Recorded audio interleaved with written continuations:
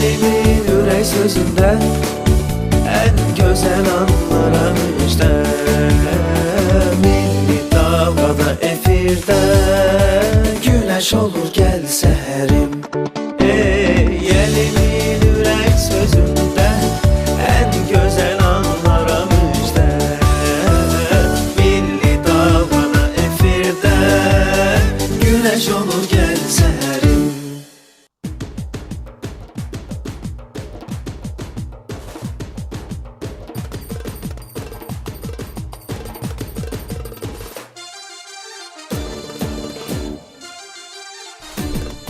Açığı bilmədim bu gözəl havacata, fona, musiqiyə, başlanğıca rəqs edim, yoxsa söhbətə başlayım. Sən necə? Ay dəyərli, ötən verilişlərdə yadımda qalıb özün barəsində dediyin o xoşbəxt həmkarım Fərid. Necəsən? Sabahın xeyir olsun. Hər vaxtın xeyir olsun. Ötən verilişlərdə olan xoşbəxt Fərid hələ də xoşbəxtdir. Hələ də davam edir. Öz ampulasındadır. Bəli, çox yaxşı. Sən necəsən? Yaxşıyam. Sən Yaxşı ol. dediyin mən Starı İsmail, Bəli. rejissorumuz İlkin Baba. Video rejissorumuz Ramazan Ümbətov. Dostlar, hər birimiz buradayıq. Biz hamımız İş başındayıq. bir arada, Aha. yəni Gəl Səhərin verilişini təqdim edirik. Sabahınız xeyir olsun əziz dinləyicilər. Hər kəsi salamlayırıq. Yeni bir günə başlayırıq. Yeni bir günə start veririk və günə bizə başlayanlar, günü bizimlə başlayanlar desək daha dəqiq olar. Bütün gününüz uğurlu keçsin. Əhval-ruhiyyəli keçsin. Yaxşı xəbərləri eşidəsiniz. Pis nə varsa hər biri geridə qalsın, elə dünəndə qalsın. Bu gün ancaq yaxşı xəbərlərlə günə davam edin. Yox, əgər həqiqətən də bizdən də əvvəl yuxudan oyanmısınızsa və günə başlamısınızsa, o zaman həmkarımın sözünə qüvvət, bizimlə davam edin. Gəl Səhərim 105 FM-də Azərbaycan radiosunda işinə başladı. YouTube üzərindən də hər kəsi salamlayırıq. Elə YouTube üzərindən demişkən yeni eşitmisinizsə, o zaman Azərbaycan Radiosu Plus səhifəsini bəyənin və bizi həm də izləyin.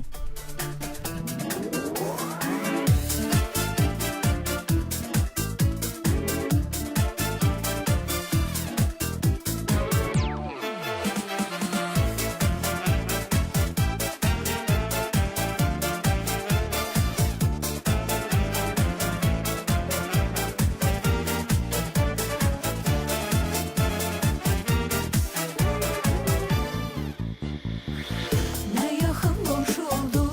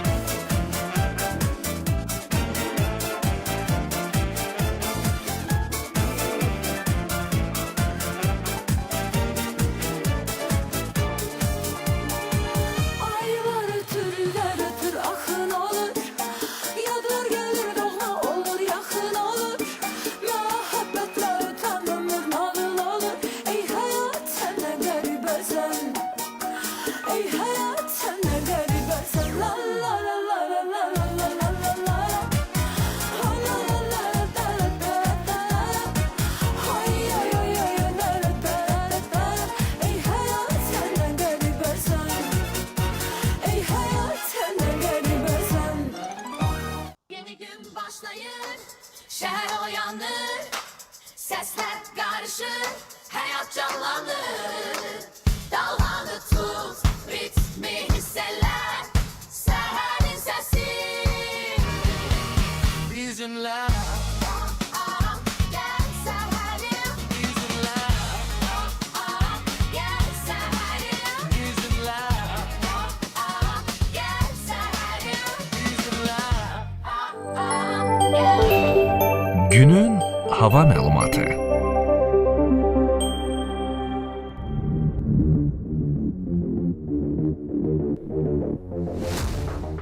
Hava haqqında məlumatla davam etdiririk. Əziz dinləyicilər, yağıntılı hava şəraiti bu gün, yəni aprelin 7-sində də müşahidə olunacaq.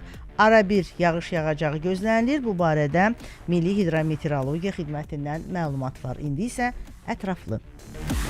Məlumatda deyilir, Bakıda və Abşeron yarımadasında hava şəraitinin dəyişkən buludlu olacağı, arabir tutulacağı, əsasən yağmursuz keçəcəyi gözlənilir. Lakin səhər bəzi yerlərdə az yağış yağacağı ehtimalı var. Şimal-qərb küləyi səhər mülayim cənub-qərb küləyi ilə əvəzlənəcək. Temperatura gəldikdə isə gündüz 14-18 dərəcə isti müşahidə olunacaq. Bölgələrdə, yəni rayonlarda, bəzi yerlərdə hava şəraitinin arabir yağıntılı olacağı, dağlıq ərazilərdə qar yağacağı gözlənilir. Əsasən şimal və şərq rayonlarında intensiv olacağı, şimşək çaxacağı, dolu düşəcəyi ehtimalı var. Axşama doğru yağıntılar tədricən kəsiləcək. Bəzi yerlərdə arabir duman olacaq, mülayim şərq küləyi əsəcək. Havanın temperaturu gecə 10-13 dərəcə isti, gündüz 17-22 dərəcə isti, dağlarda gecə 0-5 dərəcə şaxta, gündüz 8-13 dərəcə isti olacaq.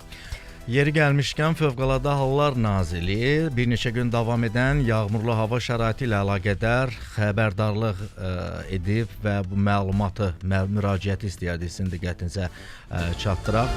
Və təkrar müraciət Bəli. əhaliyə, həmkarım demişkən, hazırda günlərdir ki, ölkədə davam edən yağmurlu hava şəraiti ilə əlaqədar bəzi dağ çaylarında sel hadisəsi müşahidə olunur və belə hava şəraitinin bir sıra rayonlarında dediyimiz kimi bugünkü tarix, yəni aprelin 7-sinə kimi davam edəcəyi proqnozlaşdırılır. Və bununla bağlı Fövqəladə Hallar Nazirliyi əhaliyə təkrar müraciət edərək müvafiq təhlükəsizlik qaydalarına ciddi riayət etməyə çağırır. Belə ki, sel və daşqından qorunmaq üçün təhlükəli ərazilərdən uzaq durmaq, belə təhlükə ilə üzləşdikdə dərhal yaxınlıqdakı yüksəkliyə qalxmaq, xilasedicilərin çağırış və tövsiyələrinə sözsüz əməl etmək lazımdır. Unutmayaq ki, qaydalara biganəlik həyatımıza təhlükəlidir və əziz dinləyicilər, ümidvarıq ki, belə bir hal olmasın. Əgər təhlükə yaranan zaman isə 112-yə zəng etməyiniz xahiş olunur.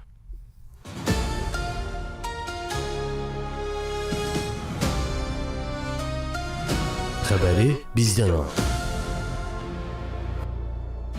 Həftə içi Həftə içi 5 gün, saat 8-dən 10-a qədər Gəl səhərimi dinləyin.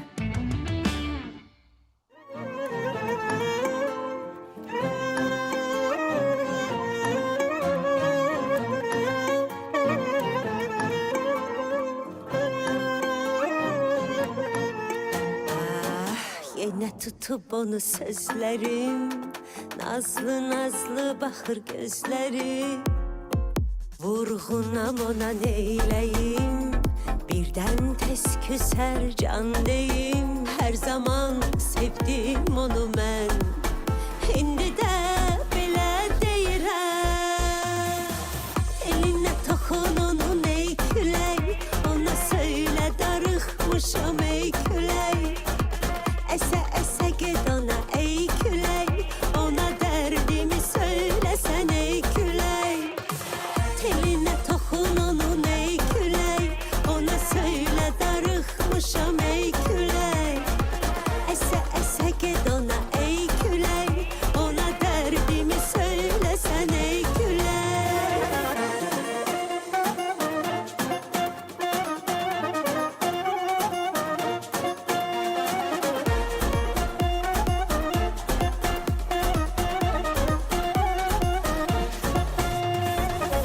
Yenə tutub onu sözlərim, nazlı nazlı baxır gözləri. Ona vurğunam neyləyim, birdən tez küsər can deyim. Her zaman sevdim onu mən. İndi də belə deyirəm. Elinə toxun onun ey külək. Ona söylə darıxmışam ey külək. Əsə əsə get ona ey külək. Ona dərdimi söyləsən ey külək. Elinə toxun onun ey külək. Ona söylə darıxmışam ey külək. Əsə əsə get ona ey külək. Ona dərdimi söyləsən ey külək. Gəlməsən, sevmirsən, səni nə qədər gözləyim. Gəlməsən, dərdimi söylə kimlərə söyləyim.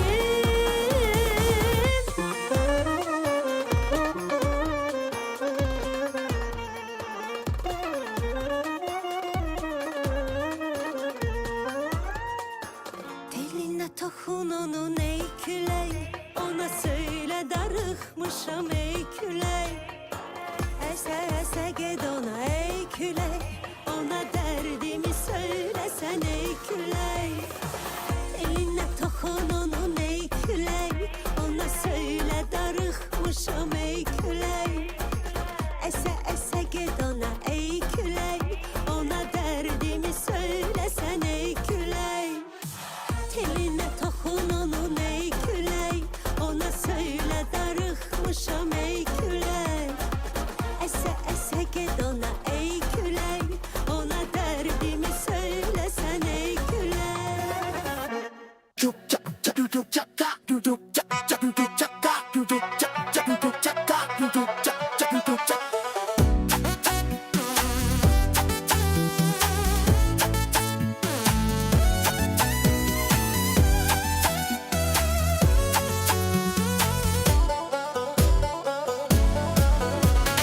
Yurdumun məlul səsi heyran edər herkesi. Görsən illər yayılsın səfərlərin müjdəsi. Meşə FM dalğası.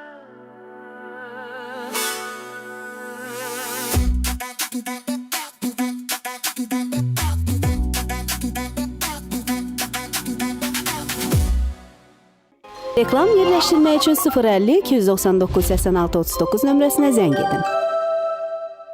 Bizimle 105 FM'da Orada mən, orada sən, orada biz varıq. Yalandan, xəyaldan uzaq yaşarıq. Sevgi yolu xəyanətdən olur dar. Həsrət nədir? Bilir əsil sevən yar. Yaşananlar heyif ki dünəndə qalar. Mənsə istəyirəm geri qayıtsın. Sevgi yolu xəyanətdən olur dar. Həsrət nədir? Bilir əsil sevən yar. Yaşananlar dünəndə qalar. Mənsə istəyirəm geri qayıtsın. Mənsə istəyirəm geri qayıtsın.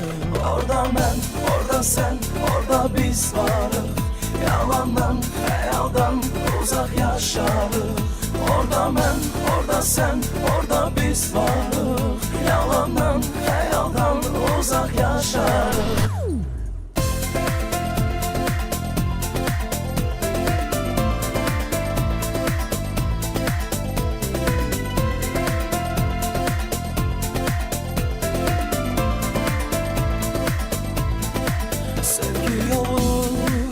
Xəyanətdən olur dar, həsrət nədir? Bilir əsil sevən yar. Yaşananlar heyif ki dünəndə qalar. Mənsə istəyirəm geri qayıtsın. Sevgi yolu xəyanətdən olur dar, həsrət nədir? Bilir əsil sevən yar. Yaşananlar dünəndə qalar. Mənsə istəyirəm geri qayıtsın. Orada mən, orada sən, orada biz varıq. Yalandan, xəyaldan uzaq yaşarıq. Orada mən, orada sən, orada biz varıq. Yalandan uzaq yaşarıq.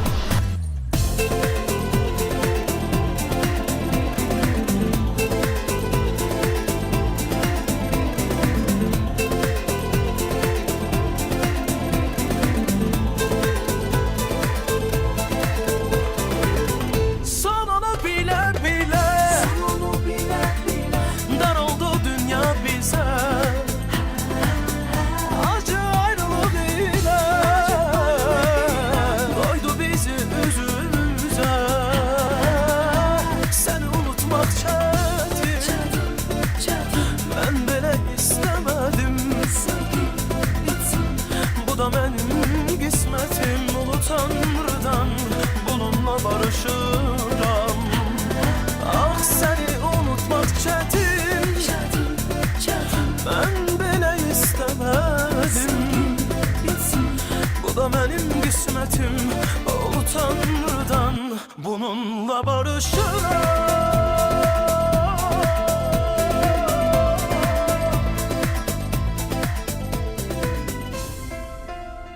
Yolda tək deyilsən. 105 FM'də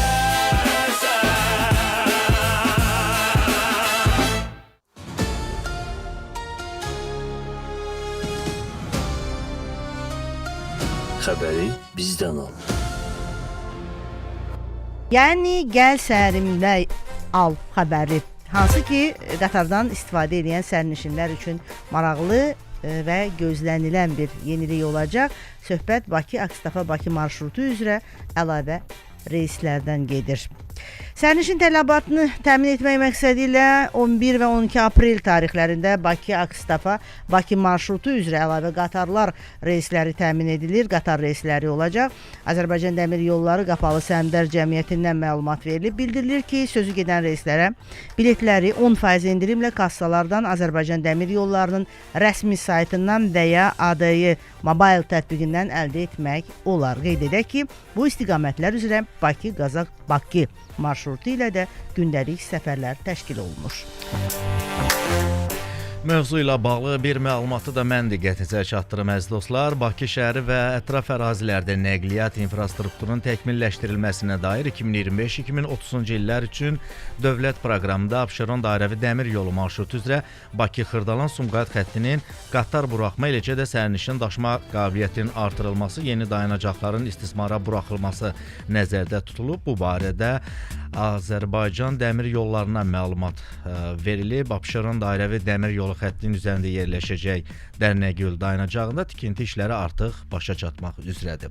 Mövzunu davam etdiririk əziz dinləyicilər və bizi YouTube üzərindən izləyən tamaşaçılar. Bildirək ki, hava şəraiti ilə bağlı sözü gedən qurum, yəni Azərbaycan Dəmir Yolları Qapalı Səhmdar Cəmiyyəti qatarların hərəkət qrafiki ilə bağlı müəyyən tədbirlər planı tərtib edir və müəyyən işlər həyata keçirilir. Bununla bağlı daha ətraflı qurumun mətbuat katibi Bəxtiyar Hacıyevdən eşidək. Azərbaycan Dəmir Yolları ölkə ərazisində müşahidə olunan yağışlı və küləkli hava şəraitini yarada biləcəyi çətinliklərin aradan qaldırılması üçün müvafiq tədbirlər görür. Hazırda qatarlar qrafik üzrə hərəkətini davam etdirir. Bütün infrastruktur obyektlərinə fasiləsiz nəzarət edilir. Təhlükəsizliyin təmin edilməsi məqsədilə sürət həddinin endirilməsi səbəbindən bəzi istiqamətlər üzrə qatarların qrafikində qismən kənara çıxmalar ola bilər. Aramsız külək və yağışın qatarların görünmə məsafəsini və səsinin eşidilməsini məhdudlaşdıra biləcəyi nəzərə alaraq sərnişinlərdən stansiya və platformalarda qatarları gözləyərkən diqqətli olmağa xahiş edirik. Bir sehir, bir möcüzə 105 FM dalğası məlhəmdir könlümüzə 105 FM dalğası.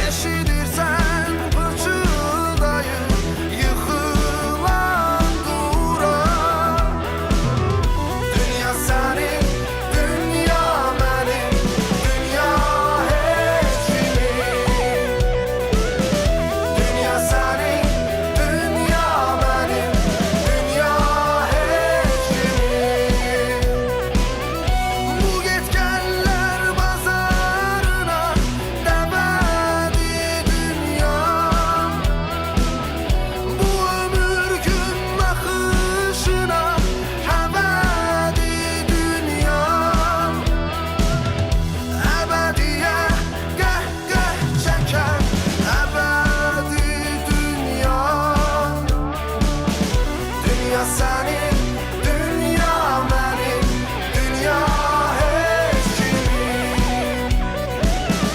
Dünya senin, dünya benim, dünya hiç kimin. Dünya senin, dünya benim, dünya hiç kimin. Dünya senin, dünya benim, dünya hiç kimin. Dünya senin, dünya benim, dünya hiç kimin. Dünya senin, dünya benim, dünya hiç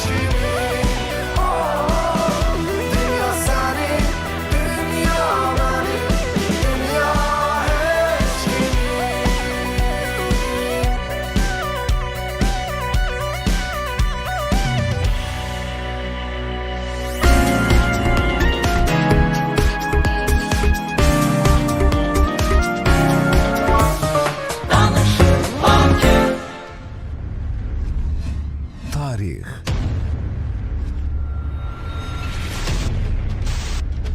Elm. Sənət. Təbiət. Yerdən kosmosa dək. Bunları bilmək maraqlıdır.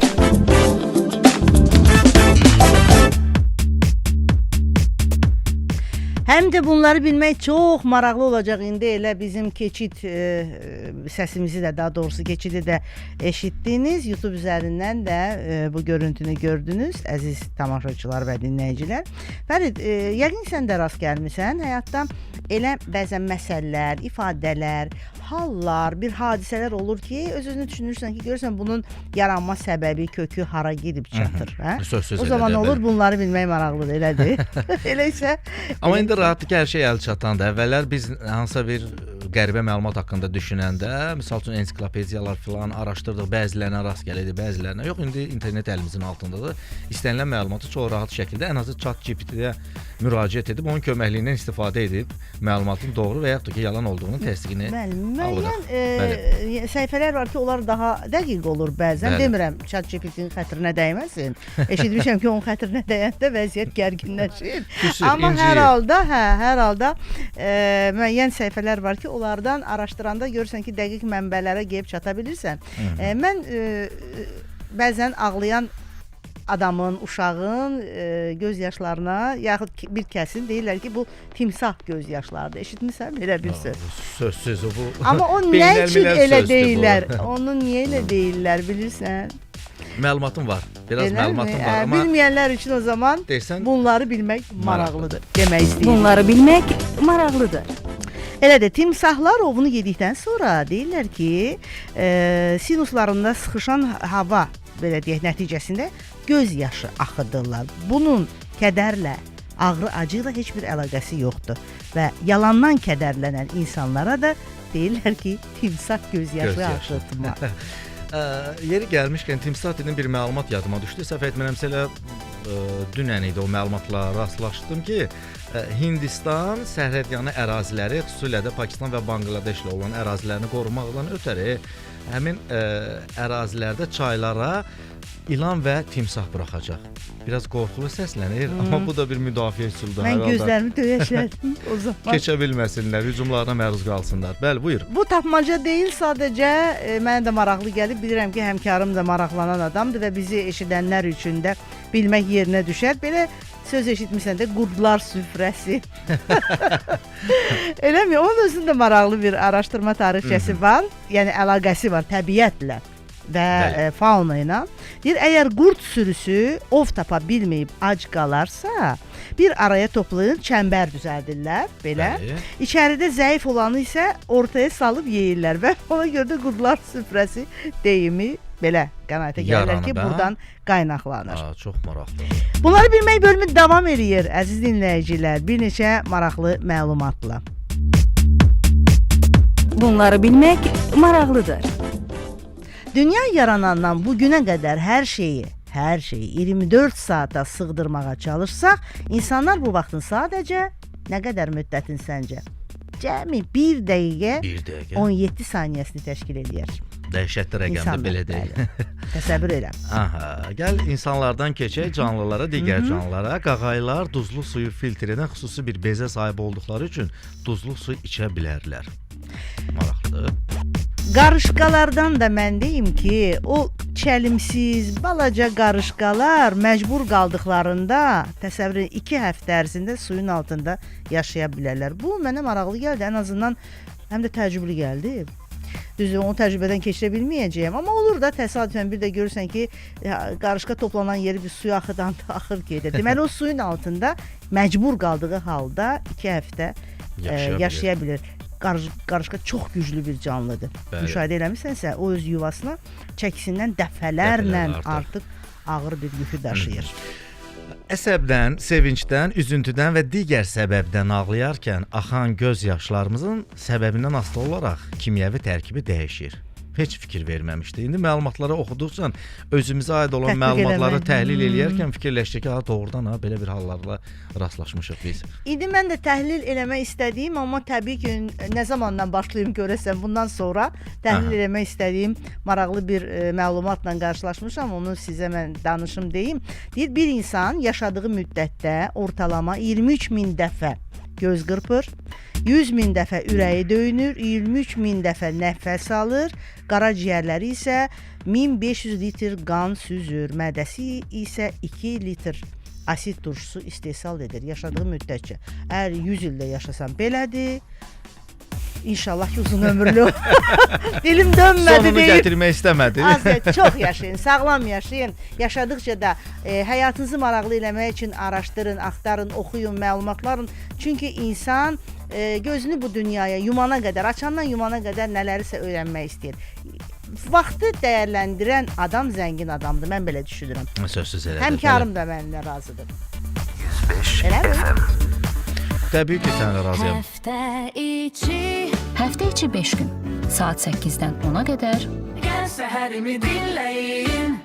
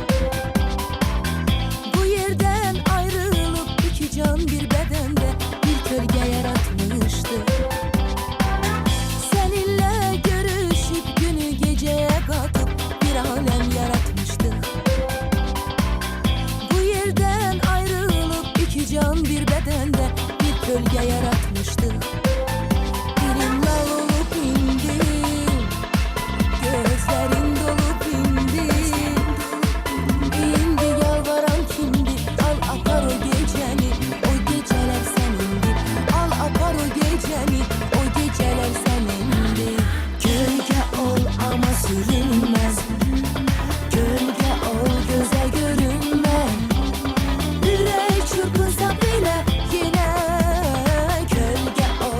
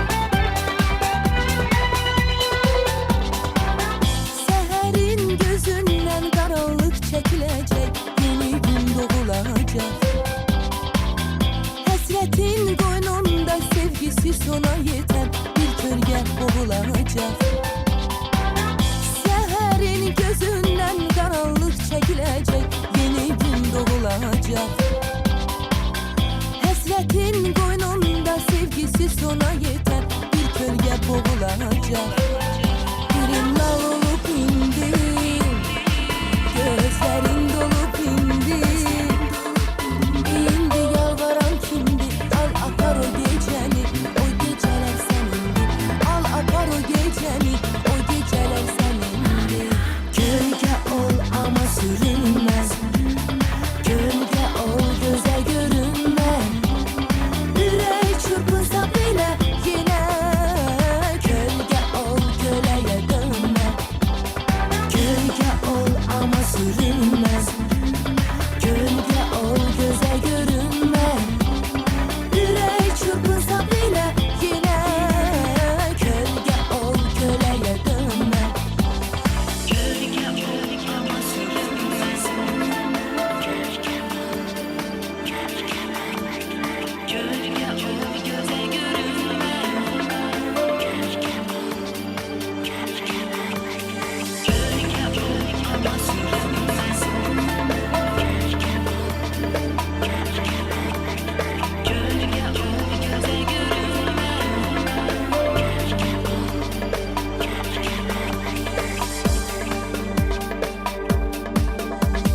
Gölge ol ama sürünmez, gölge ol göze görünme. Yürek çırpınsa bile yine gölge ol köleye dönme. Gölge ol ama sürünmez, gölge ol göze görünme.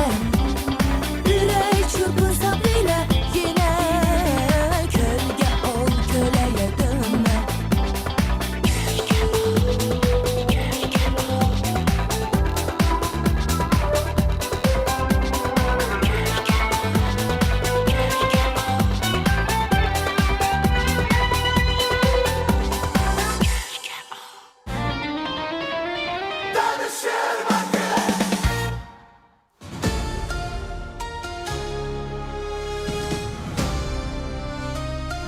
Xəbəri bizdən al.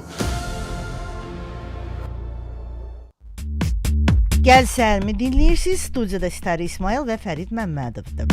Bilirsən də Fərid, bugün 7 aprel Ümumdünya Sağlamlıq Günüdür. Ümumiyyətlə sağlamlıq anlayışı çox geniş bir məfhumdur, bir məsələdir, bir mövzudur.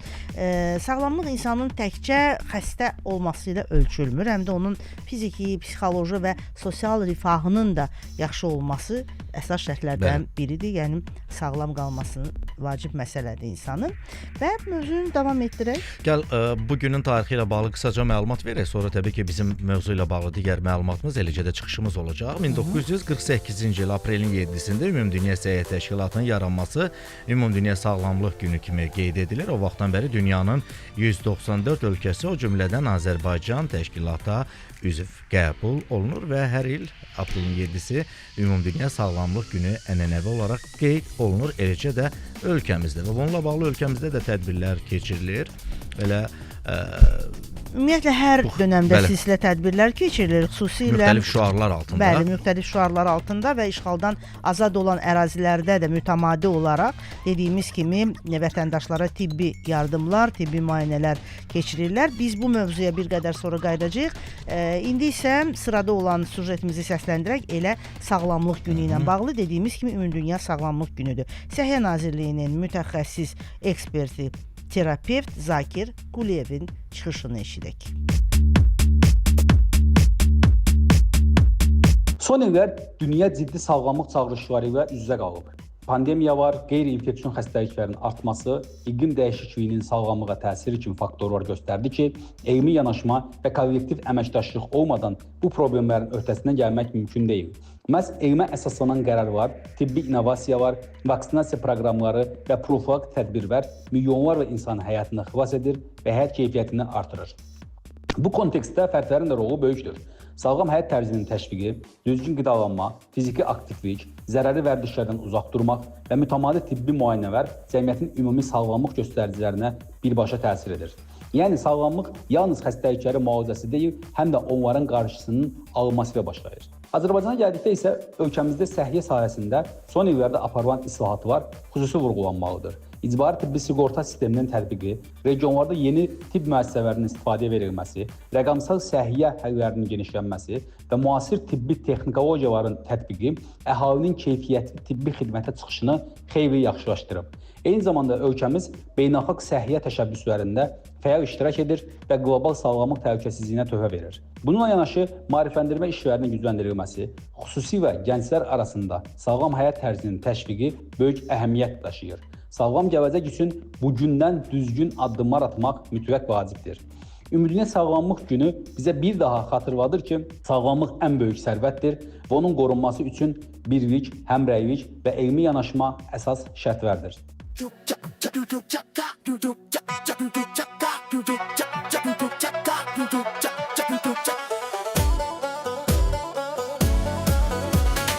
Yurdumun məlul səsi heyran edər herkesi. Görsən iller yayılsın, səfərlərin müjdəsi. 105 FM dalğası.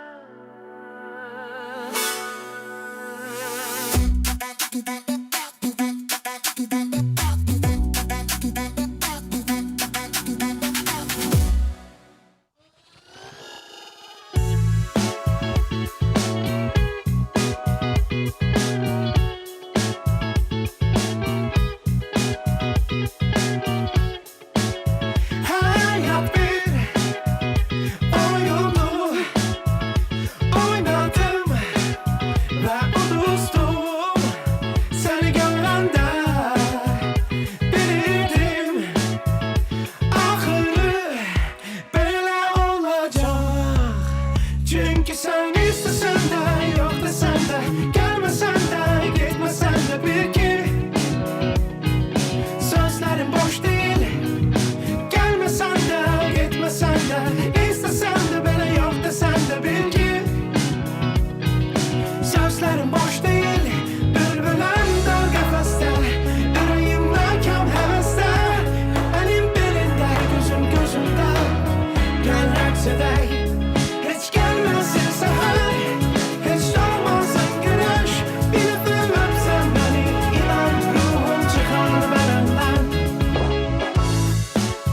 Gəl rəqs edək, gəl rəqs edək, gəl rəqs edək. Qalbımda çox yoruldum, mahnılar qoşdum, oxudum. Səni görəndə nə bilərdim, axırı belə olacaq. Çünkü sen istesen de yok desen de, gelmesen de gitmesen de bil ki sözlerim boş değil. Gelmesen de gitmesen de, istesen de bile yok desen de bil ki sözlerim boş değil. Bülbülüm dal qəfəsdə, ürəyimdəkəm həvəsdə, əlim belində, gözüm gözümdə. Gəl rəqs edək, heç gəlməsin səhər, heç doğmasın günəş. Bir dəfə öpsən məni, inan ruhum çıxar bədəndən. Bülbülüm dal qəfəsdə, ürəyimdəkəm həvəsdə, əlim belində, gözüm gözümdə. Gəl rəqs edək, heç gəlməsin səhər, heç doğmasın günəş. Bir dəfə öpsən məni, inan ruhum çıxar bədəndən. Gəl rəqs edək, gəl rəqs edək, gəl rəqs edək.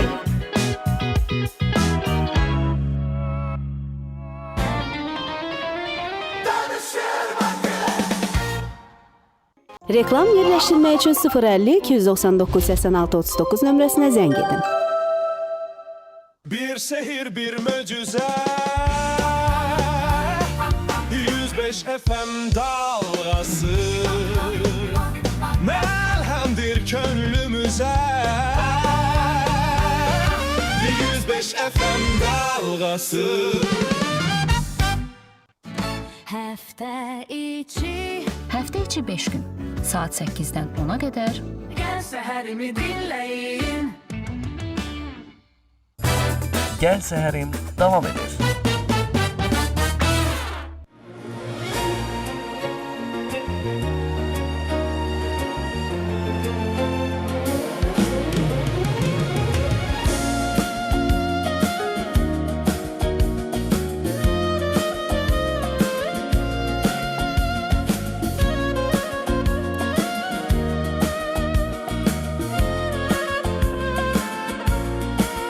Damla damla yanaqdan nəm axacaq, əsrət adlı könülə qəm taxacaq. Damla damla yanaqdan nəm axacaq, əsrət adlı könülə qəm taxacaq. Göz bebeğin yollarına bakacak, senden uzak yadıma sen düşende. Göz bebeğin yollarına bakacak, senden uzak yadıma sen düşende. Göğsünü kara bulutlar alar, senden uzak yadıma sen düşende. Yüreğim kövrələr, çiçeğim solar, senden uzak yadıma sen düşende. Gözünü kara bulutlar alar, senden uzak yadıma sen düşende. Yüreğim kövrede, çiçeğim solar, senden uzak yadıma sen düşende.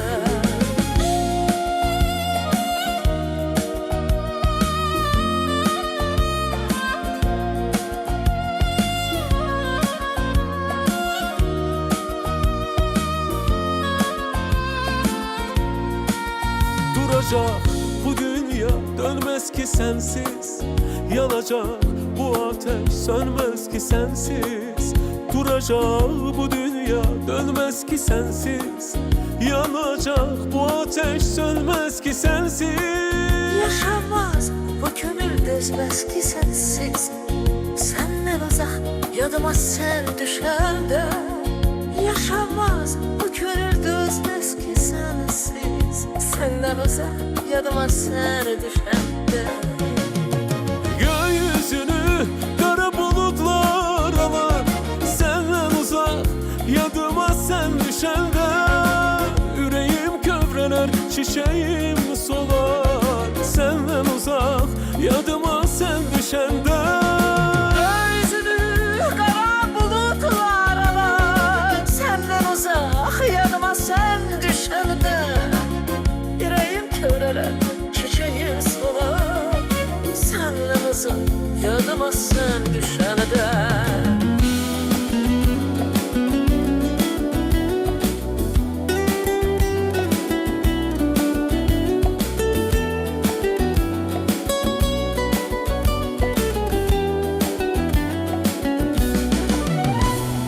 Gökyüzünü kara bulutlar alar, senden uzak yadıma sen düşende.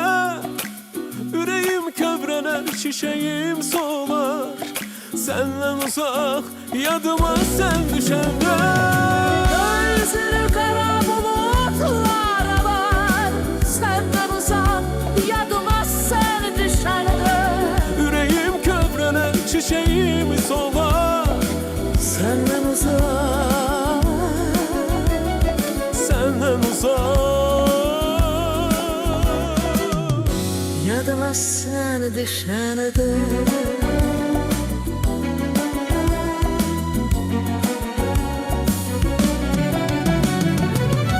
Bizimle 105 FM'de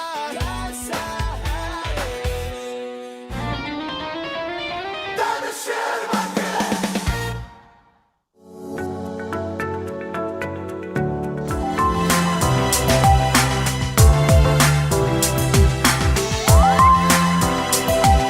Yaddaşlarda bugün.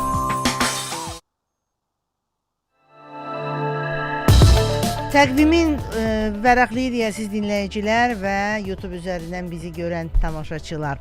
Həftəlik illüstrasiyalı ilk Azərbaycan satirik jurnalı Molla Nəsrəddinin çapdan çıxmasının 120-ci il dönümüdür bugün. Bəli, sizi deyib gəlmişəm deyərək Azərbaycanın ictimai və mədəni həyatında, onun milli şüurunun oyanmasında bəlkə də ən birinci jurnallardan biri olan Molla Nəsrəddin jurnalının ilk dəfə işıq üzü görməsindən 120 il ötür. Və gəl bu arada biz söhbətə ara verək, Azərbaycan Radiosunun fonduna müraciət eləyək. Orada qorunub saxlanan Molla Nəsrəddinlə bağlı çox maraqlı faktları yəni araşdırmışıq, daha doğrusu arxiv olan, qorunan, fond olan səs yazılarından biz təqdim eləyək. Əgər rejissorumuz hazırdırsa, keçid eləyək həmin mövzuya, materiala.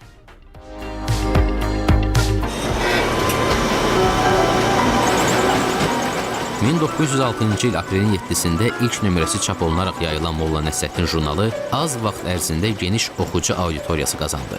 1906-1917-ci illərdə Tiflisdə, 1922-ci il Təbrizdə, 1922-1931-ci illərdə Bakıda nəşr olunan məcmuənin səhifələrini bəzəyən təsirli məqalələrdə, hekayələrdə, şeirlərdə, karikaturalarda həyatın içindən götürülən mühüm hadisələr xalqa sadə tərzdə, yumoristik dillə çatdırılırdı.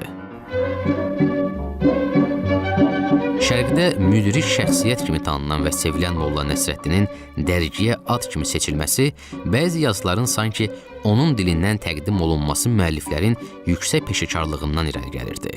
Məhz ona görə də təkcə kitabxanalarımızda, arxivlərimizdə deyil, hətta oxucuların şəxsi fondlarında da Molla Nəsrəddin dərgisinin müəyyən nüsxələri qorunub saxlanılıb.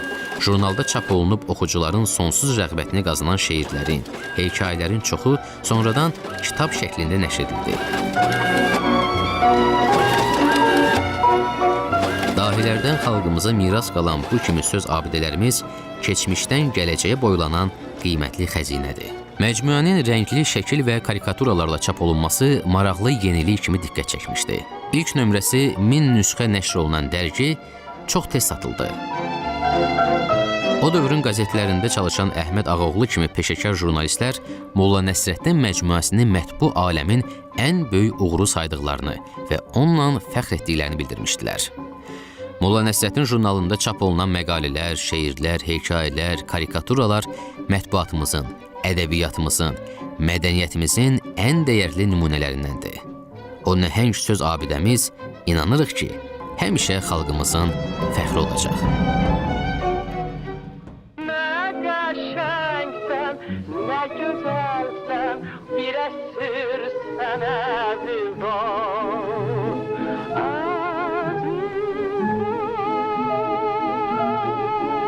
Azərbaycan Radiosu 100 il.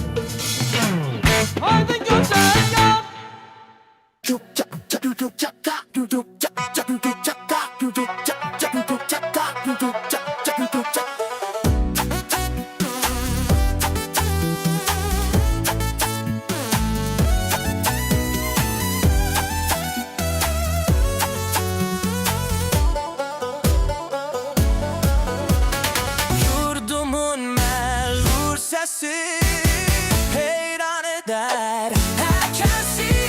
Görsən illər yayılsın səfərlərin müjdəsi. Meşə FM dalğası.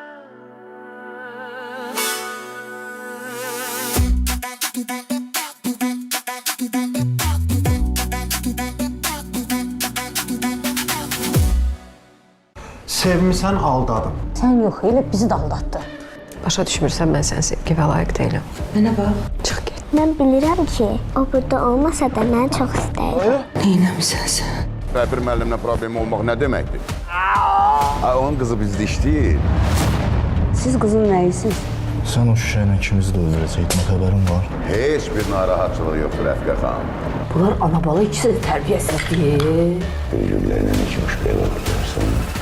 Dirilən adam bu axşam saat 22-də.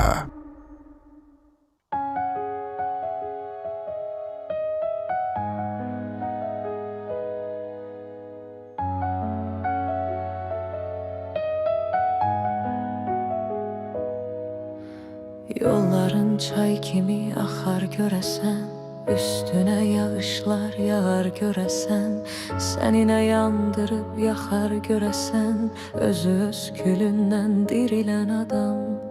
Qəlbini səmaya aça bilərsən, içindən min işıq saça bilərsən, nə qədər bacarsan qaça bilərsən, günahın əlindən dirilən adam. Sıyrılıb hər dəfə günah səsindən, qurtuldub xəyanət qəhqəhəsindən, hansısa bəstəkar zümzüməsindən, bir şair dilindən dirilən adam. Keçər gecələrin kədərlə birgə, ümidin yaranar qəhərlə birgə, oyanıb qalxarsan səhərlə birgə, günəşin içindən dirilən adam.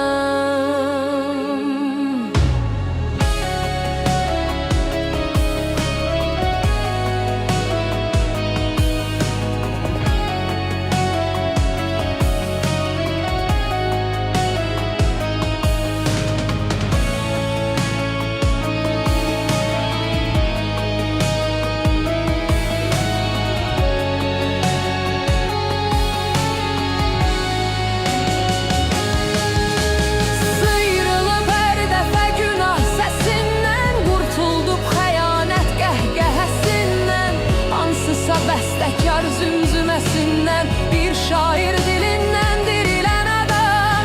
Keçər gecələrin kədərlə birgə, ümidin yaranar qəhərlə birgə, oyanıb qalxarsan səhərlə birgə, günəşin içindən dirilən adam.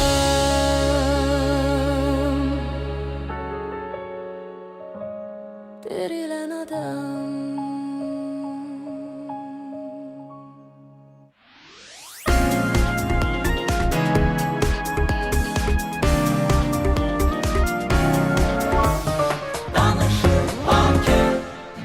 Həftə içi 5 gün, saat 8-dən 10-a qədər. Gəl səhərimi dinləyin. Gəl səhərim davam edir.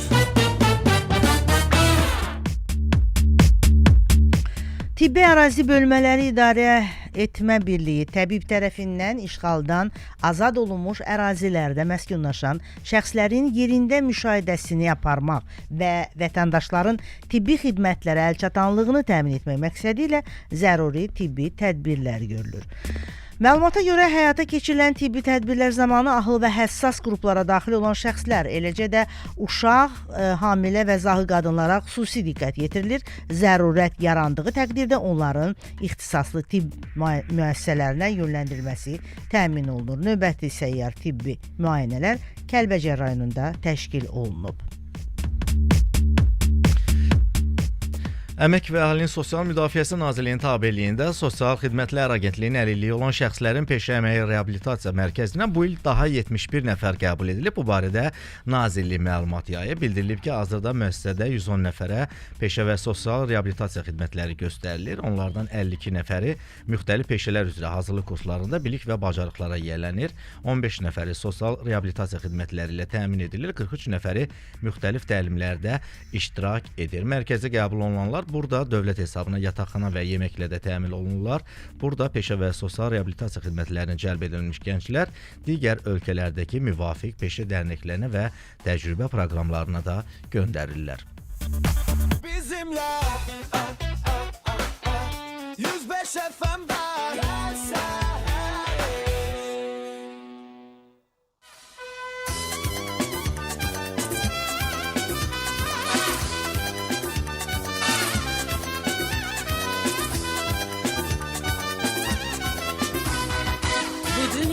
sevgiden yaranıp deme, sevgi dünyasının zirvesiyiz. Yaş bütün insanlar severseler, dünyanın yaşadır bizim sevgimiz. Bu dünya sevgiden yaranıp deme, sevgi dünyasının zirvesiyiz. Yaş bütün insanlar severseler, dünyanın yaşadır bizim sevgimiz. Saçıma ömürden izler düşürdü, esin sevgi nedir indi bilirəm. Ne olsun payızla kış görüşürdür, ben ise bahara doğru gedirəm. Alnımda çizgiler yuvası olsa da, bu seven kalbimle yalnız benimsem. Ömrümün sonuna bir gün kalsa da, bu seven kalbimle tekçe sen inan. Alnımda çizgiler yuva salsa da, bu seven kalbimle yalnız benimsem. Ömrümün sonuna bir gün kalsa da, bu seven kalbimle tekçe sen inan.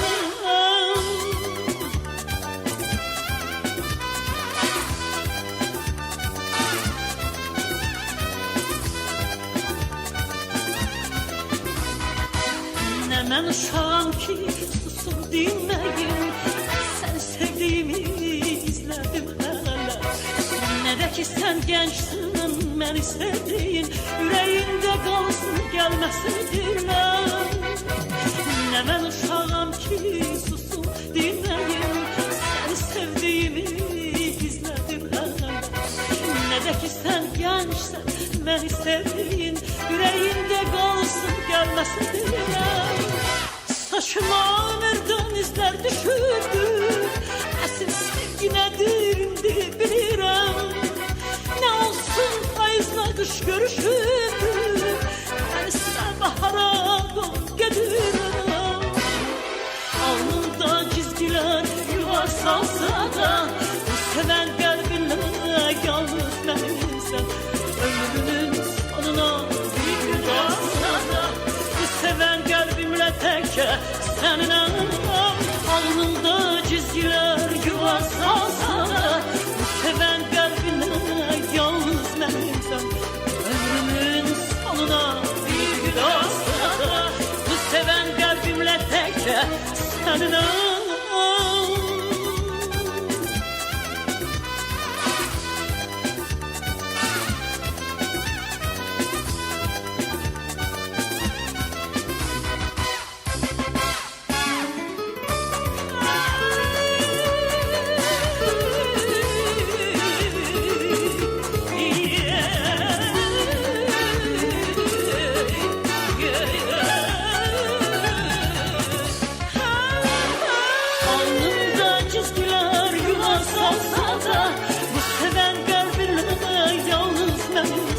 Ömrümün sonuna bir gün kalsa da, bu seven kalbimle tekçe sen inan.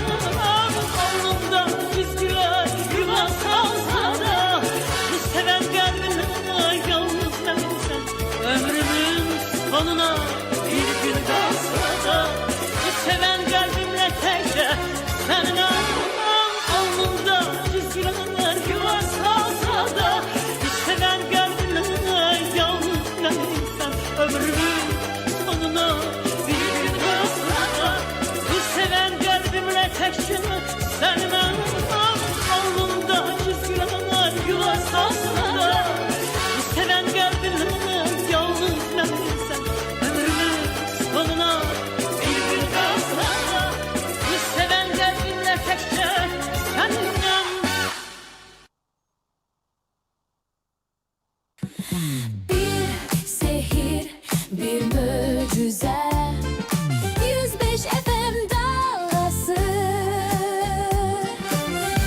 hakimdir könlümüze.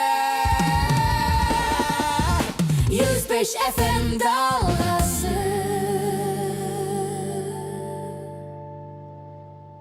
Reklam yerləşdirmək üçün 050 299 86 39 nömrəsinə zəng edin.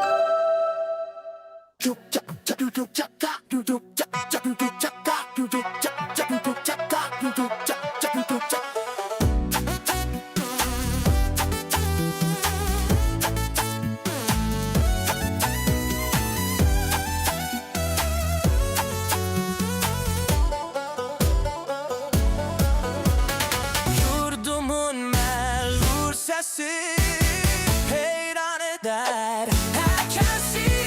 Gör səninlə yayılsın səfərlərin müjdəsi.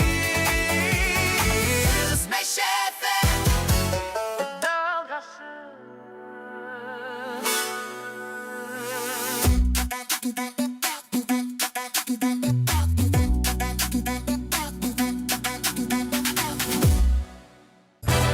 Gəl səhərim davam edir.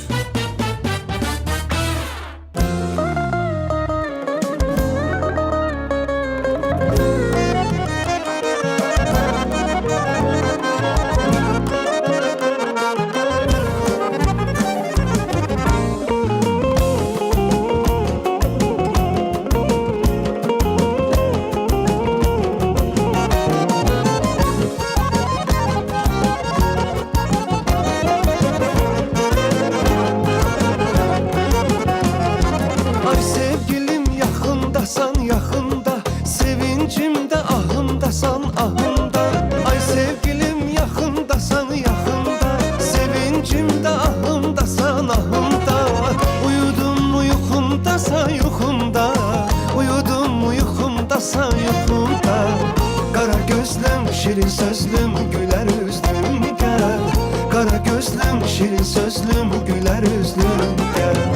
Qara gözlüm şirin sözlüm gülər üzlüm gəl. Qara gözlüm şirin sözlüm gülər üzlüm gəl.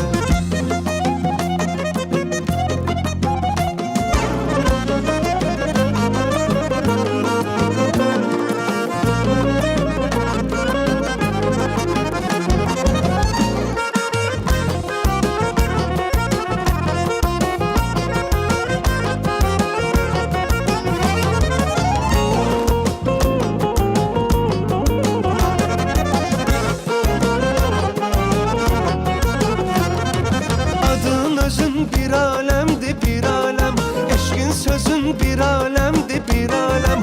Adın özün bir alemdi bir alem, eşkin sözün bir alemdi bir alem. Gamzen nazın bir alemdi bir alem, gamzen nazın bir alemdi bir alem. Kara gözlüm şirin sözlüm güler üzlüm gel. Kara gözlüm şirin sözlüm güler üzlüm gel. Kara gözlüm şirin sözlüm güler üzlüm gel. Kara gözlüm şirin sözlüm güler üzlüm gel. Gah can alan bakmağın var, gah kalbimi sıkmağın var. Gah sende bir doğmalığı var, gah sende bir doğmalığı var. Gah sende bir doğmalığı var. Kara gözlüm şirin sözlüm güler üzlüm gel. Kara gözlüm şirin sözlüm güler üzlüm gel. Kara gözlüm şirin sözlüm güler üzlüm gel. Kara gözlüm şirin sözlüm güler üzlüm gel. Kara gözlüm şirin sözlüm güler üzlüm. Kara gözlüm şirin sözlüm güler üzlüm gel. Kara gözlüm şirin sözlüm güler üzlüm gel. Kara gözlüm şirin sözlüm güler üzlüm gel. Kara gözlüm şirin sözlüm güler üzlüm gel.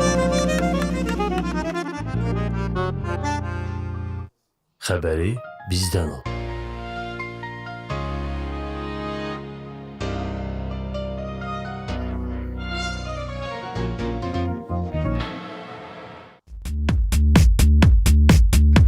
Davam eləyirik əziz dinləyicilər, gəlsərmi eşidirsiniz. Studiyada Sitarə İsmail, Fərid Məmmədovdur, rejissorumuz İlkin Baba, YouTube üzərindən görüntü rejissorumuz Ramazan Hümbətlidir. İndi biz sizə rekorddan söhbət açacağıq. Hansı ki, paytaxt Bakıda ictimai nəqliyyatla əlaqədar sərnişin daşımada bu proses, yəni rekord qeydə alınıb. Söhbət 2026-cı ilin ilk rübü ərzində rəqəmlərdən gedir. Hazırda Bakı şəhərində marşrut xətlərində gündəlik 2350-dən çox avtobus fəaliyyət göstərir və elə bu günlərdə yağıntılı hava şəraitində də ictimai nəqliyyatdan istifadə edən sərnişinlər şahidi oldular ki, çox azacıq belə deyək, ləngimələrlə ictimai nəqliyyat fəaliyyətini dayandırmadı və kifayət qədər yetərincə vaxtında sərnişinləri mənzil başına çatdırdı. Daha ətraflı, yəni rekord mövzu ilə bağlı daha ətraflı Azərbaycan Yerüstü Nəqliyyat Agentliyinin sözçüsü Tural Orucovdan eşidək. Paytaxtda ictimai nəqliyyatla sərnişin daşımada növbəti rekord qeydə alınıb. Sərnişin daşımalarının daha səmərəli təşkili, marşrutların düzgün tənzimlənməsi istiqamətində atılan addımlar nəticəsində 2026-cı ilin ilk rübü ərzində 120 milyona yaxın sərnişin daşınıb.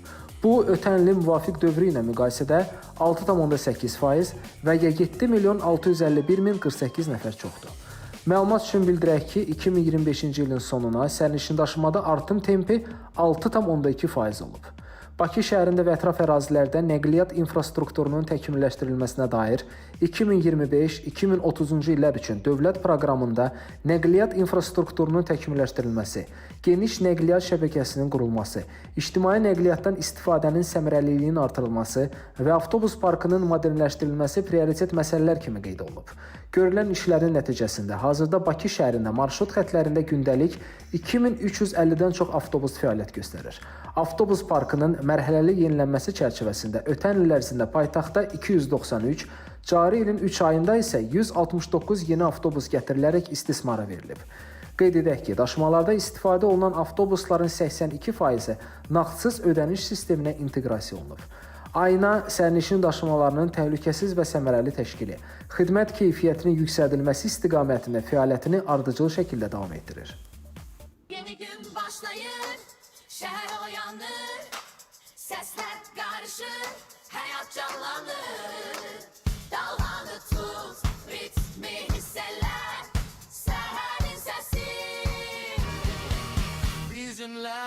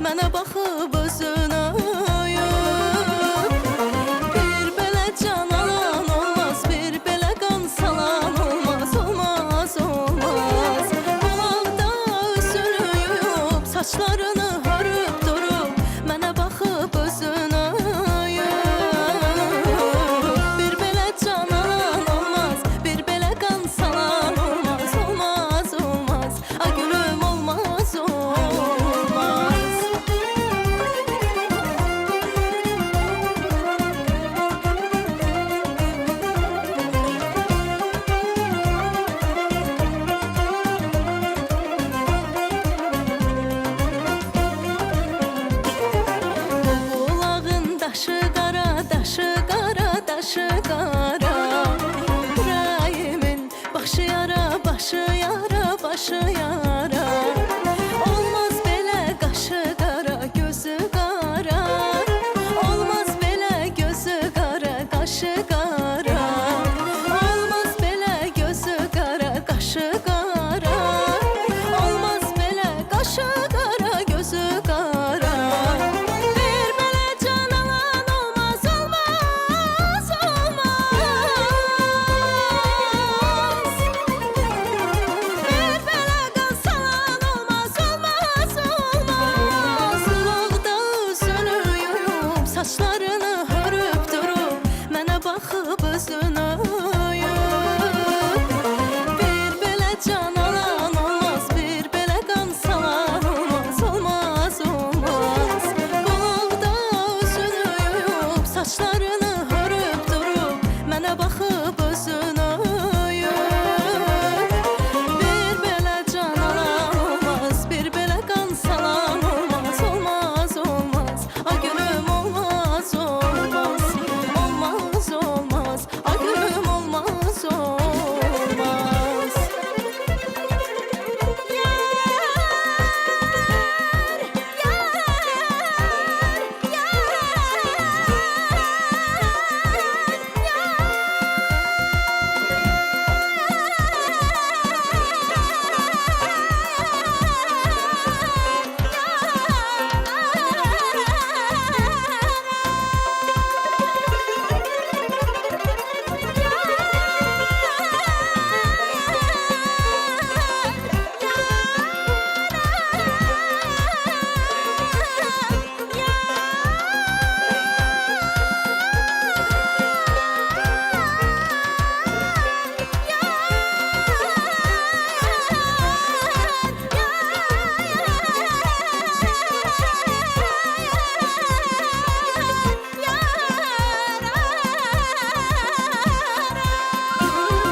Olmaz, olmaz, olmaz, olmaz.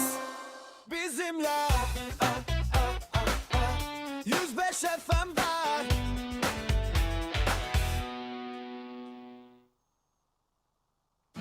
Həftə içi Həftə içi 5 gün, saat 8-dən 10-a qədər Gel seherimi dinleyin. Gəl səhərim davam edir.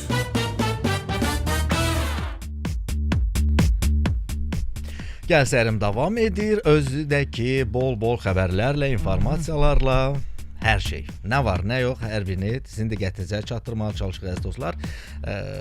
Ölkədən kənarda baş verən hadisələrdə, nə bilim, yəni hər məlumata müraciət edirik və vaxt gəlib çatdı. Verilişimizin bu məqamında adətən biz sağlamlıq bölümü ilə davam edirik. Bu dəfə də belədir. Bir daha xatırladım ki, bugün studiyada Star İsmail Fərid Məmmədov. İndi isə biz sizə möcüzəvi deyə bilərik. Hər halda bir bitkilərdən danışacağıq. Yəni söz süfrəmizdə söz süfrəmizi necə deyirlər, bollu bərəkətli eləmişik də demək istəyirsən. Bəli. İndi biz sözlə ötürmək istəyirik ki, süfrələrinizdə daha nələrə üstünlük verin. Qısası buyur, yoxsa buyurun? Buyur, sən start ver. Davamını mən gətirim.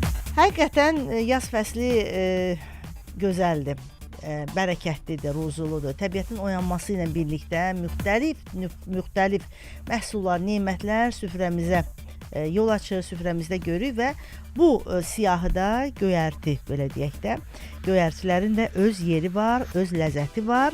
Onlar yalnız dad baxımından deyil, həm də həmkarım Fərid demişkən, sağlamlıq baxımından da olduqca vacibdir və faydalıdır. Çünki buyur, kim? Həkimlər nə deyir? Həkimlər deyir ki, süfrənizdən göyərtiləri əski etməyin, çünki yaz göyərtiləri vitamin, mineral və bioloji aktiv maddələrlə həddindən artıq zəngin olduğu üçün orqanizmin möhkəmlənməsində mühüm rol oynayırlar. Gəlin hansı göyərtilər var, hansı vitaminlərlə zəngindir? Yaxşı bilirsən? Bilirəm, çünki mən istifadə mətbəx yox göyərtilərdən. Kişilər ən yaxşı aşpazları olurlar da. Doğrudan elə. Müəyyən yeməklər var ki, maşallah olsun, narazı qalan olmayıb mənim Mən sən həkimlərdən dedin, mən də diyetoloqların məsləhətlərini elə bu Həkimlərin mövzuya ilkin dedi, mən əlavə eləyək. Hə indi biz onun da belə sözünə, səsinə Sükan həmrəyik. arxasında odur. Bəli, biz onunla həmfikir olmaq məcburiyyətindəyik, amma azacıq qatqımızı da əlavə eləyək ki, diyetoloqların əla məsləhətləri var. Həmkarım göyərtilərin adlarına keçməzdən əvvəl yoxsa mən Bu gün növbələşməyə ən çox sevdiyim və çoxuna da elə ailə üzvlərimə də hər kəsə də məsləhət gördüyümüz, yəqin bilmirəm, çox adam yeyə bilmir, amma turşəngdir. C vitaminin bol olduğu bir göyərtidir turşəng. Niyə yeyə bilmirlər? Biraz turşdadır, belə görə. turşduğuna görə. Amma o turş limon turşusu deyil də, fərqlidir. O baxımdan Tamamilə deyirəm ki, fərqlidir. yəni maraqlı gəldi. Keşniş, şüyüd, cəfəri, ispanaq da C Bəli. vitamininə zəngin olan göyərtilər silsiləsindəndir. Bəli. Onlar C vitamini ilə yanaşı bədəndə, orqanizmdə olan infeksiyanı qova bilir, məhv eləyir. Və maraqlı tərəfi bilsə nədir? Yaz ayları gəlir. Artıq biz yaz aylarında, yaz günlərində daha dəqiq desək, mütəmadi olaraq həmkarlarımızla aprel yorğunluğundan, yazda olan depressiyalardan, yorğunluqdan danışırıq. Onların çıxış yollarını da, həkimlərin, diyetoloqların məsləhətlərini sizinlə bölüşək əziz dostlar və ən çatan, ən rahatı elə göyərtilərdir. Çünki yaz yorğunluğu hissini də məhz elə həmin bu göyərtilər, adlarını sadalanan göyərtilər azaldır. Bilirsən nə üçün? Bəli. Orada konkret olaraq həmin göyərtilərdə 2 əsas vitamin mövcuddur. Daha çox A və K vitamini var, mövcuddur. Mən doğru dedim də deyəsən. K vitamini. Hərfləri sadaladım az qala. Filmdən kadr yazmaq A istəyir. və K vitamini çox zəngindir, boldur. Nəticə olaraq yaz göyərtiləri sağlam qidalanmanın vacib hissəsidir. Amma əziz insanlar, dinləyicilər, xanımlar, bəylər istehlak edərkən onun gigiyenasına xüsusilə fikir verin. Saralmış, biraz belə kövrəlmiş, solmuş göyərtilərə üstünlük verməyin. Yaxşı yuyun, mütləq. Hətta suda saxlayın, sonra yuyun. Maraqlıdır. Bax, indi o saralmış filan öz yerində nəyə söyləmək istədim? Söz var. Bini qədimdən belə görmüşük ki, bağlarda, tarlalarda ata-babalarımız fərqi yoxdur. Gedib o göyərtini qırırdı, bir əlinə YouTube'dan izləyənlər görür. Əlinə belə bir çırpırdı, qoyurdu çörəyin arasına yeyirdi. Sən deyən gicikyandır. Sağlam. Yox, Gicikyanı daha çox. Gicikyan niyə ki? Daha çox əlinə çırpır. Yox, yəni onun torpağını belə Yetər, təmizləyirdilər. O heç də.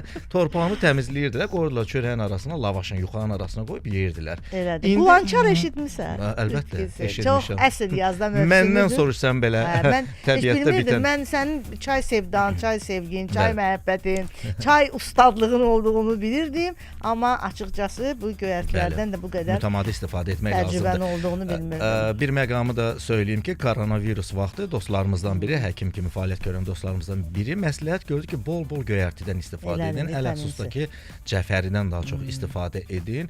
Və sözün həqiqi mənasında mən ailəmə, dostlara da məsləhət gördüm. Mütəmadi süfrədən əski etmədim. Xeyrini sözün həqiqi mənasında gördüm. Dostlar, biz onu əlavə eləyək ki, əgər yeyə bilməyənlər dəmləyin cəfərinin suyun için azacıq bir dilim limon da əlavə eləyin. Bəli. O cəfərini istəyir soyuq aylarda, yəni indi artıq biz isti aylara keçmişik. Adi otaq temperaturunda da qəbul eləyə bilərsiniz. Yayda soyudub içə bilərsiniz. Buzladıb kosmetik vasitə kimi istifadə eləyə bilər xanımlar. Mən nələr bilirəm ay Fərid ondan bağlı.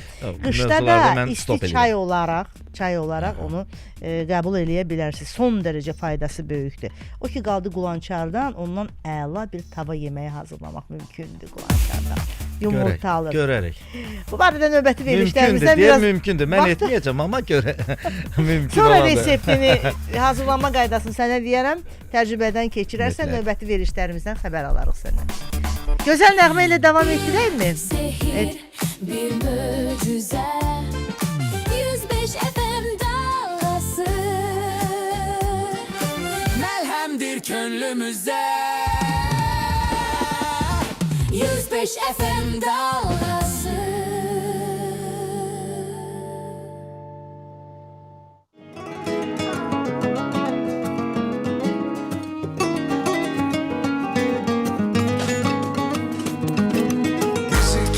Yenə qırxın qəlbli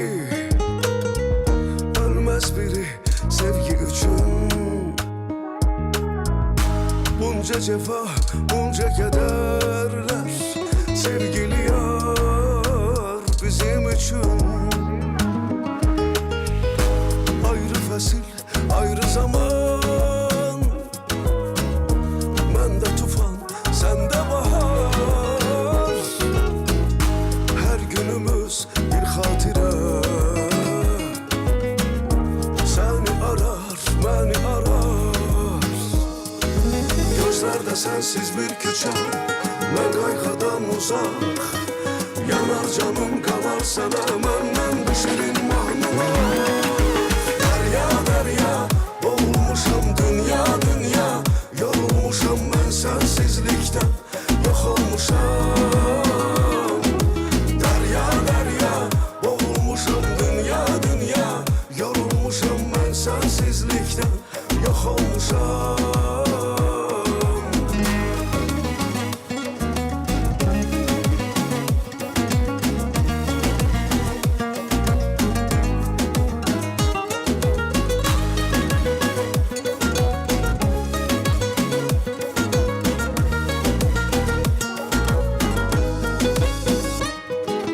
Batsa güneş belə, sən mənim ayım. Hayat mənə, sənlə gözəl. Sevgi üçün çoxdur bu yük. Sən mənlə qal, bu qəlb dözər. Zamanı al, görüm səni. Yanımda qal, xətrim üçün. Hey, hey, hey, hey. Bu sevginin fərqinə var. Darıxmışam ətrin üçün. Gözlərdə sənsiz bir küçə, mən qayğıdan uzaq. Yanar canım qalar sənə, məndən düşərin mahnılar. Dərya, dərya, boğulmuşam dünya, dünya. Yorulmuşam mən sənsizlikdən, yox olmuşam. Dərya, dərya, boğulmuşam dünya, dünya. Yorulmuşam mən sənsizlikdən, yox olmuşam. Dərya, dərya, boğulmuşam dünya, dünya. Yorulmuşam mən sənsizlikdən, yox olmuşam. Dərya, dərya, boğulmuşam dünya, dünya. Yorulmuşam mən sənsizlikdən, yox olmuşam.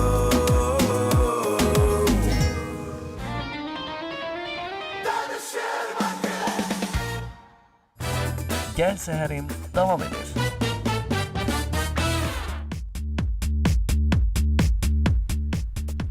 Gəl səhərim davam edir əziz dostlar. Bir daha sizi salamlayırıq və indi maraqlı bir mövzuya keçid alacağıq. Uşaqlarla bağlı. Uşaqlarla bağlı musiqi fasiləsində həmkarımla bu barədə söhbət edirik, bir fikir mübadiləsi aparırıq. Müəyyən bir Sual vermişdim Bəli. Fəridə. Soruşmuşdum ki, sualı hələ də mən yox, sən tam belə cavablandırmadın. Efirdə də cavablandırmadım. istəmirəm cavablandırasan, çünki ən azından uşaqlığı utancağım ona görə. həm də ki uşaqlığını bir o qədər xatırlaya bilməzsən. Ki Müəyyən yaşdan sonra xatırlayanda ki bəli. utancaq olmusan yoxsa yox. Utancaq ol. Mən indinin özündə də utancağam. Yoxsa simanıza baxa bilmirəm, üzümü çevirmişəm. Verilən O suallara qədər pak, saf insanam mən. mən yalnız alqışlamaq istəyirəm, amma Təşəkkürlər. həqiqətən də böyüyən, yəni evlərimizdə Allah saxlasın, balalar, uşaqların bu halla rastlaşanda valideyn bəzən əziyyət çəkir. Bəli. Hətta bağça müəlliminə, digər nə bilim ailə üzvünə, hətta psixoloqa müraciət edirlər ki, utancaqlıq hissini necə aradan qaldıraq və bu hiss uşaqlarda yaranan olan yəni mövcudluğu olan utancaqlıq hissi böyüdükcə onları tərk etmir, böyük hətta problemlərə gətirib çıxara bilir. Hətta. Bəli. İndidən qarşısını almaq lazımdır, bəli. Amma necə? Təbii Bunu ki, həkimlər daha yaxşı bilir, psixoloqlar, bəli. İndi biz də psixoloq Firuzə xanım İsmayılovaya müraciət etmişik bu mövzu ilə ki, belə hallarla rastlaşan valideynlər nə eləsinlər ki, uşaqları utancaqlıq hissindən, utancaqlıq o belə deyək sindromundan azad eləsinlər. Hansı yollarla, necə? İndi bu barədə dediyimiz kimi psixoloq Firuzə İsmayılovanın söylədiklərindən öyrənək. Uşaqlarda utancaqlıq çox yayılmış və təbii bir hissdir. Bu uşağın zəif olduğunu deyil, daha həssas və müşahidəçi xarakterə sahib olduğunu göstərir əslində. Amma bu hiss çox güclü olduqda uşağın özünə ifadə etməsinə mane ola bilər. Uşağın utancaqlığının səbəbləri nələr ola bilər? Yeni mühit və tanımadığı insanlarla yeni ünsiyyətdə olması ola bilər. Özünə güvənsizlik ola bilər, tənqid və ya danlanma qorxusu ola bilər, valideynin həddindən artıq qoruyucu davranışı ola bilər, digər uşaqlardan müqayisə ola bilər, həddindən artıq qoruyucu ana, ata obrazı, valideyn obrazı uşaqlarda nəinki utancaqlıq və bir çox qorxulara səbəb ola bilirlər. Onun niyə danışmırsan, niyə belə utancaqsan kimi sözlərlə sıxmayın. Bu utancaqlığı daha da artırır. Uşağı birdən-birə böyük mühitlərə salmaq əvəzinə əvvəlcə az sayda insanla ünsiyyətə qurmasına şərait yaratmaq lazımdır. Yəni bunu qohumlarımızla, dost tanışlarımızla edə bilərik. Tərif edin, amma səmimi olun. Burada isə ona kiçik uğurlarını belə qeyd edin. Bu gün çox gözəl salam verdin kimi misal olaraq, afərin sənə, təşəkkür etmək, bu kimi xüsusiyyətləri, yəni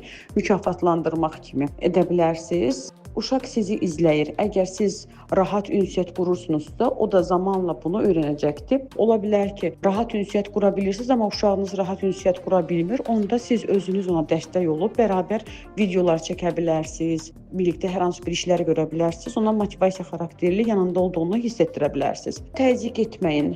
Burada artıq uşaqlara təzyiq etməyin, uşağı zorla danışdırmaq, səhnəyə çıxarmaq və yaxud da kiməsə yaxınlaşmağa məcbur etmək qətiyyən olmaz. Məsələn, evə qonaq gəlir, uşaq utanırsa, çıxmırsa, valideyn onu israrla qolundan tutub gətirir, məcbur şəkildə ona salam verdirtdirir.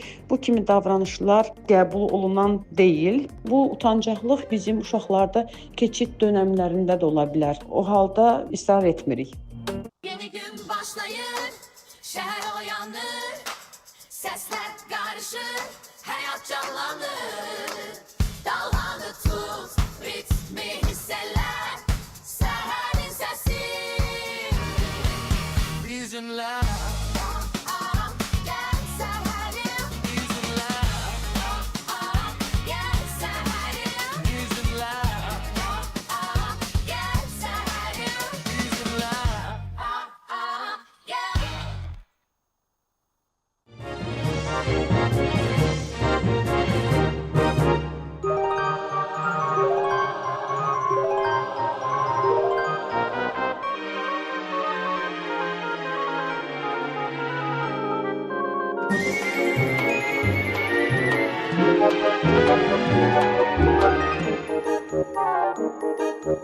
Pəncərədən daş gəlir, ay bərbad, bərbad.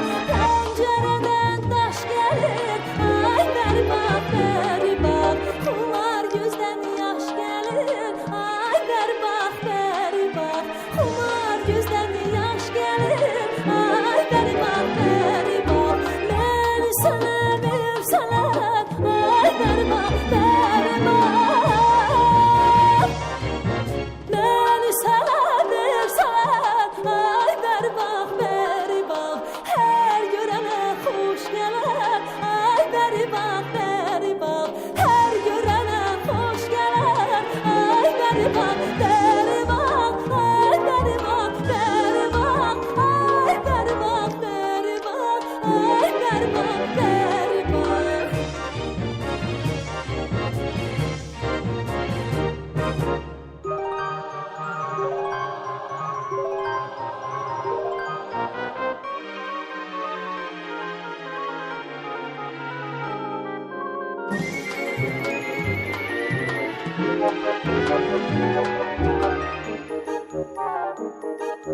Pəncərənin pilləri, ay bərbad, bərbad.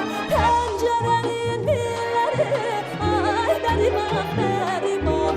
Açıq qızıl gülləri, ay bərbad, bərbad.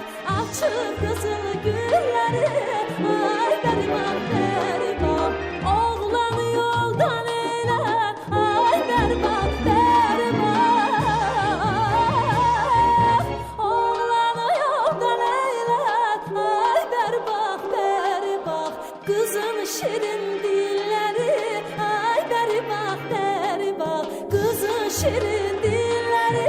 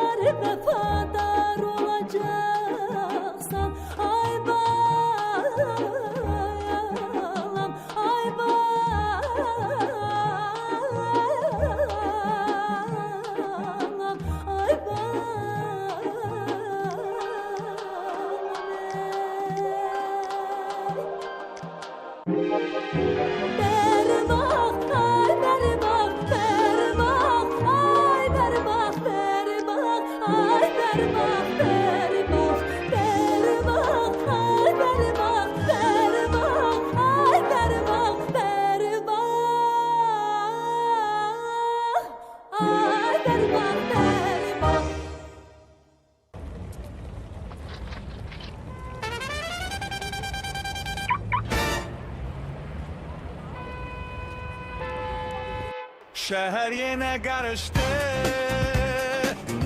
yollarda yarıştı. Dalganı tut gülümse, bu ses seninle tanıştı. Bilirsen yolda tek değilsen 105 FM'desin.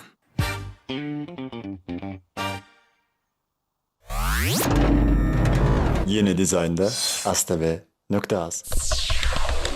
Bizim internet ünvanımız. Reklam yerləşdirmək üçün 050 299 86 39 nömrəsinə zəng edin. Bir şehir bir möcüze, 105 FM dalgası, melhemdir könlümüze. 105 FM dalgası. Gel Seherim devam edir.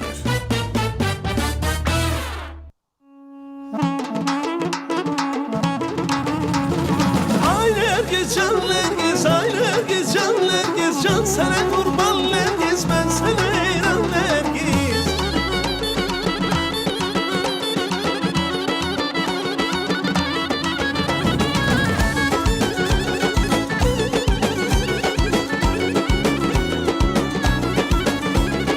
Budur geldi bahar fesli, budur geldi bahar fesli. Açılıptır lale Nergiz, açılıptır lale Nergiz.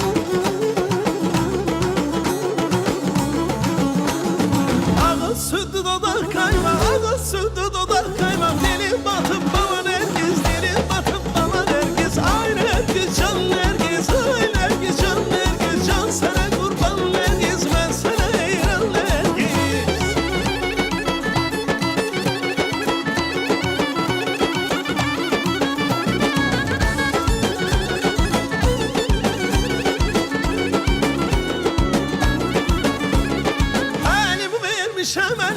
Elimi vermiş hemen canım kurban fitne bile, canım kurban fitne bile.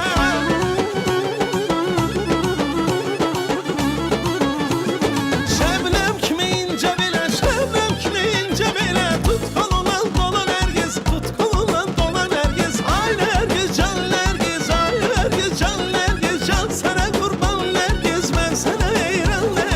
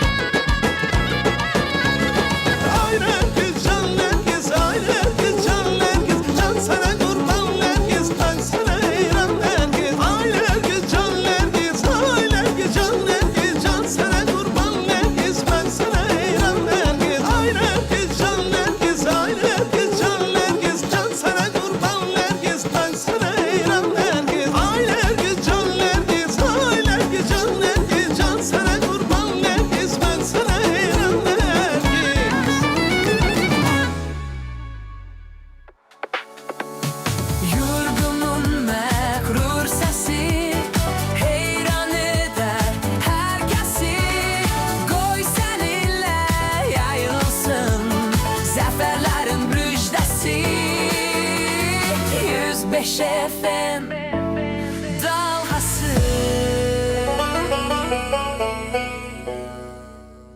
Bəli, 100 yaşlı ana radyo, Azərbaycan radiosunun eşidildiyi hər məkana, hər evə, hər ana, belə deyək, salamlarımızı yetiririk. Bu səhər saatlarında 2 saatlıq efir müddətimiz yekunlaşdı demək istəyirik sona doğru da əziz dinləyicilər. 2 saat müddətində sizlərə hansı ovqata, necə bir belə deyək, səhər ruhuna kökləyə bildiksə biz, bax burada olan yaradıcı heyətlə bərabər həmişə demişik, nə xoş bizə. Bizim halımıza. Bəli. Bizim dostlarımız yazırlar YouTube-dan. Bir neçə dəfə də söyləmişəm. Düşünməsinlər ki, biz onları diqqətdən kənarda qoyuruq. Onların şərhlərini oxuyuruq. Onların xoş sözlərini oxuyuruq. Sözün həqiqi mənasında bizə də xoş təsir bağışlayır.